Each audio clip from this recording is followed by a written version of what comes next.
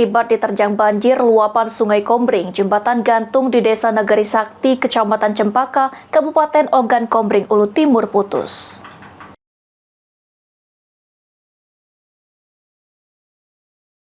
Akibat diterjang banjir luapan Sungai Kombring, jembatan gantung di Desa Negeri Sakti, Kecamatan Cempaka, Kabupaten Ogan Kombring, Ulu Timur putus.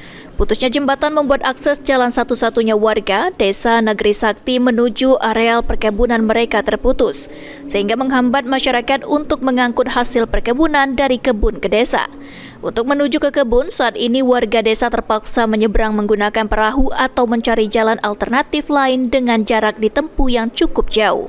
Diperkirakan putusnya jembatan dikarenakan struktur bangunan jembatan gantung yang dibangun pada tahun 2013 tersebut sudah termakan oleh waktu dan tidak mampu menahan derasnya arus sungai. Meski tidak memakan korban jiwa, namun 2 unit motor warga terjatuh ke sungai dan menghilang saat terjadi jembatan putus tersebut. Laporkan dari Kecamatan Cempaka, Desa Negeri Sakti, terputus jembatan layang, akses masyarakat dari desa ke kebun. Dikarenakan debit air yang tinggi, curah hujan tadi malam. Namun tidak ada korban jiwa. Cuman akses jalan masyarakat menuju ke kebun untuk sementara terputus. Elvandri Jeffriyadi, PAL TV.